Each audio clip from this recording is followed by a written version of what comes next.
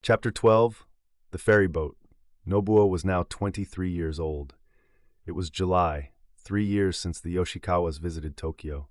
He was standing on the deck of the ferry boat that plied between the mainland and Hokkaido. The sea was calm, and he could still clearly see the figures of people standing on the shore of Aomori Bay. Suddenly he was seized with an urge to jump into the sea and swim back. But he told himself, "You mustn't let the image of mother and Machiko, back in Tokyo, haunt you. Machiko will be getting on well with Kishimoto, no doubt about that," he thought. She had married Dr. Kishimoto, a graduate of the Imperial University, the previous autumn. He was a Christian who had been introduced to them by Harusame Nakamura. Like Nakamura, he came from Osaka, but was now working in a hospital in Tokyo. He was 9 years older than Machiko and 5 years older than Nobuo. Kishimoto was a warm-hearted man who gave the impression of wanting to be kind to everyone. When Nobuo had once said that he would like to go and see Hokkaido, Kishimoto had promptly encouraged him, suggesting that he ought to try living there for 2 or 3 years. "Nobuo, before I got married, I wanted to go to Hokkaido. That's where Kanzo Uchimura, the great Christian leader, studied at agricultural college." Kishimoto thought about Hokkaido from a Christian standpoint. Kiku also thought it a pity that Nobuo had had to give up going to university and become the family breadwinner. She had even reached the point of saying, "If Nobuo wants to go to Hokkaido, I'll go with him." But just about then, Machiko became pregnant, and they both came to live in the Nagano home. So Nobuo decided he would be justified in going to Hokkaido for 2 or 3 years and leaving Kiku in Kishimoto's care. Nobuo had failed to qualify for compulsory military service and had therefore gone on working at the law courts. He had already been promoted to the rank of junior official, but did not want to spend all his working life there. In the evenings he studied in law school, thinking that there might come a time when he could launch out on his own before he was 30. Now, however, Nobuo was turning his back on the mountains of Honshu, as if to shake off all that. Before he thought it possible, the mountains of Hokkaido came into view. He was caught by surprise. Hokkaido. He had imagined it would take several hours on the boat before he saw them, but with the mountains ahead of him, Nobuo felt encouraged. "Fujiko," he murmured. Nobuo called to mind the memories he kept secret in the depths of his heart. It was 3 years ago, in the autumn, that Fujiko had become engaged to Sagawa, and then from Yoshikawa's letters, Nobuo had learned that Fujiko had fallen ill. The good things in life don't automatically follow one after the other, it seems. Recently, when Fujiko's engagement present had only just arrived, she suddenly became ill. Yet, come to think of it, maybe it was not all that sudden. When we got back from Tokyo, she had no appetite. We thought she was just tired from the long journey, and then the hot summer weather came. We all rather carelessly thought that with the cooler weather her appetite would get back to normal, but when autumn came and she had a cold, which dragged on, we began to think it strange and discovered that her chest was affected. Poor thing, just when all the plans were being made for the wedding, it looks as if they are going to come to nothing. Sagawa really likes Fujiko, and when we took his engagement present back, he would not accept it. But we can't take advantage of someone's goodwill forever. After this letter, there was no news from Yoshikawa for quite a time. Nobuo, in his usual fashion, wanted to send off a letter of sympathy immediately, but somehow never got it done. He would not have been able to deny it was because of a fear of Fujiko's illness. It was an age when the sufferers from tuberculosis were so hated and feared that they were even persecuted and forced to leave the neighborhood. When New Year came, Nobuo sent a postcard. As his father Masayuki had died during the year, they could not send the usual New Year congratulation cards. "I hope this severe weather is not affecting Fujiko's health. I can guess that you were expecting a get-well card by return, but I couldn't write anything." Nobuo reread his postcard with an uncomfortable feeling. The real reason why he had not sent a get-well card was that at heart he had been selfish and callous. What he had written was all lies. His card crossed with one from Yoshikawa. "It must have been a lonely new year for you. A new year without a father is a bitter experience. Fujiko is very bright. She still has a slight temperature all the time, but she feels well. At least, She puts on the appearance of feeling well. My mother tries to match her mood, but it is hardest for her. He mentioned nothing about Fujiko's engagement to Sagawa. As Nobuo read the postcard, he wondered whether the engagement had already been called off. Spring came soon, and Nobuo pressed some cherry blossoms and sent them to Hokkaido, where the spring came later. He received a thick letter by return post. "Those pressed cherry blossoms you sent us, you don't know what joy they brought." Fujiko was even happier than I was. The day they came, we had a snowstorm, and the windows were plastered white with snow. To see the pressed cherry blossoms in the middle of a snowstorm cheered Fujiko more than you could ever imagine. Recently, Fujiko has been in bed all the time. Her chest is not so bad now, but it seems that her spine is affected. When she does walk, she is very wobbly, so she just stays in bed all the time. Sagawa sometimes comes to comfort her, but he seems to have given up the idea of marriage. There was another letter from Fujiko in the envelope. "Dear Mr. Nagano, thank you so much for the pressed cherry blossoms. I look at them so often, my mother laughs at me. Until I saw the flowers, I did not think that I could go on living. When I saw them, I was filled with joy, and I feel that I shall be able to live for another year now." Fujiko had written that to Nobuo. Whenever he saw a flower after that, he could not resist pressing it. Tulips, peonies, broom, little flowers and big, he pressed them and sent them to Fujiko. Each time Fujiko sent a letter, brief but expressing her gratitude, Nobuo folded each one up in thin rice paper and put them in his desk. Even when he was at work and saw a flower, he saw it in the image of Fujiko's pale face. He felt a deep pity for her, struck down with tuberculosis, the disease everyone hated. When he looked at a flower, he caught something of her feelings, fearing she would not live to see the next year. He could imagine the rose and the peony he had sent her, wet with tears. When he saw Machiko, talking happily with her mother, Nobuo thought of Fujiko. Machiko would probably live in good health for many years, but Fujiko might well end her life at 17. When these thoughts came to him, he felt a strong urge to sit down at his desk and get out his writing paper. Just to write a few words to her might prolong Fujiko's life a little, he hoped.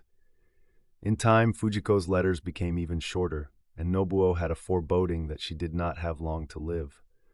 Worrying daily over her, he thought more and more seriously about the problem of life. Even when he saw small children as he was going along the road, he would think of how even they would die eventually.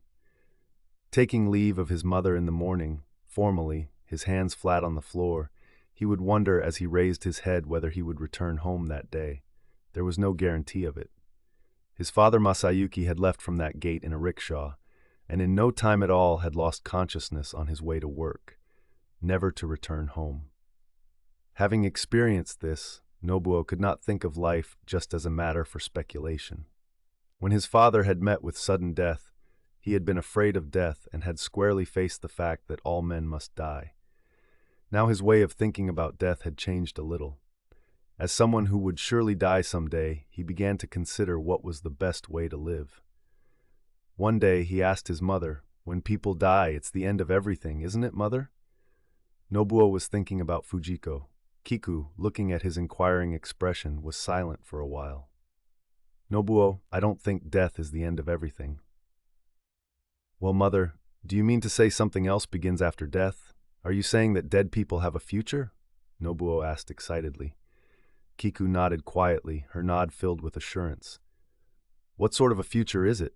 Nobuo pressed his questions almost skeptically. "Listen, Nobuo.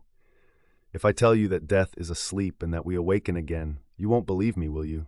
If you inquire seriously about something, you must treat the answer seriously too. It's the kind of thing people humbly consult a minister or a Buddhist priest about," Kiku replied. Somehow Nobuo did not feel satisfied. His mother seemed to be in another world, believing so easily in a life after death. Whoever he asked, he began to think, he would not be able to believe them. But even as he thought this, he remembered something Fujiko had said as she faced death. Death is not the end for anybody. If only he could believe that, it would be a great comfort to him. But although he did not believe what his mother had said, he wanted to pass it on to Fujiko. This teaching, could it really give a power and meaning to life? What is the power to live? He wondered. He wished he could find out both for Fujiko's sake and his own. It was while he was mulling over this that another letter came from Yoshikawa. Fujiko's fiancé, Sagawa, had called off the engagement and was already married to someone else. By the standards of the time, when people used to cover their mouths with their hands and run past the home of a tuberculosis patient, Sagawa was a rare and worthy person. He had continued to visit the stricken Fujiko for over a year. Nobuo thought he would never be able to do that. From far away Tokyo he was writing letters, but if he were closer, would he have the courage to call on her? He had to consider this. Nobuo loved Fujiko, but, as he admitted to himself, his love was rather irresponsible. He had never actually said that he loved her. He had made no promises, nor even promised to visit her. It was an unrealistic love, like love for a star in the sky.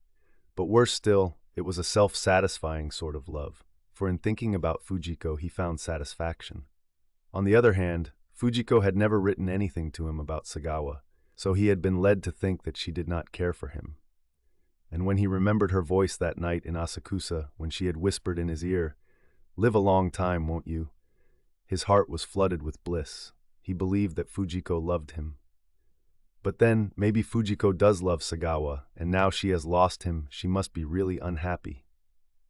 For the first time this thought startled him, and a feeling akin to jealousy made him depressed. After that, Nobuo did not write to the Yoshikawas for a while, nor did he receive anything from them. Fujiko is probably broken-hearted over the way the wedding plan for her and Sagawa came to nothing, and this autumn will probably be her last, he concluded. One fine Sunday, Nobuo lay on the veranda looking up at the sky. In the bright autumn sunlight, many white clouds were drifting, passing out of sight behind the eaves of the house. Where do the clouds come from? Where do they go? A cloud shaped like a dog's head floated past, continually changing in the autumn wind. It was never the same for a moment. One thing was certain, they vanished without trace in no time at all. It's all so transient, Nobuo muttered, involuntarily comparing himself with the clouds. People change too much, in all sorts of ways. His thoughts towards Fujiko had not changed, but there had been changes in Nobuo himself. On his way to and from work, he felt his gaze more and more drawn towards the women he met. The white arms of a young woman as she brushed down a lattice door, her kimono sleeves tucked right up, or the sight of a girl in a bright yellow kimono, clacking along on her low wooden clogs, these had an allurement for Nobuo. The groups of cheerfully chattering schoolgirls with the bands of their pleated skirts fastened high above their waists, even they were interesting. Yet this was the same Nobuo who had not been able to speak face to face with a woman even of his mother's age. Wondering when and where this change had taken place, he began to feel uneasy. The proverb, "a man's heart is never settled," came to his mind.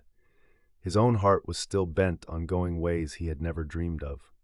In its depths, he still thought about Fujiko, but he chided himself. Rather than Fujiko herself, he was loving a young woman through the medium of Fujiko. That Fujiko had to be the object of his love was not a strong conviction. As he gazed at the drifting clouds, he was all the more astonished at the instability of the human heart. "T don't know where I came from, and I don't know where I'm going. Just like that cloud," he muttered in despair. When Yoshikawa had visited Tokyo and they chatted together, he had remarked, "Men exist for various reasons, sick people for some reasons, and we for others." At the time Nobuo had thought this was true, but now he could only think of life as purposeless. From that autumn day onwards, when he noticed that there was nothing permanent in his heart at all, Nobuo began to feel a chafing loneliness, like living in an empty house. One night, alone, he gave himself up to his sexual desires, a thing he had long denied himself. When this storm had passed, Nobuo felt even more lonely and wretched. With a sense of self-hatred and emptiness, he clearly saw the image of his other self. Not the diligent, self-controlled, aspiring person, but the shameless individual willing to go to any length in dissipation and ruin. This was the dark side of himself he had scarcely discerned before. As he became aware of it, Nobuo threw off his coverlet and jumped up from his bed. Quietly he opened the veranda shutters and went out to the well. Feeling that the bucket might have the answer to his problems, he drew a pailful of water and poured it over his naked body. It was cold, for it was the end of November. With his teeth biting into his lip, he poured 3 buckets of water over himself, one after the other, and felt that at last he had returned to his right mind. That was 2 years ago, Nobuo thought, gazing from the ferry at Hakodate Mountain drawing nearer and nearer. Early the previous morning, Machiko's husband had come to see him off and had given him a Bible.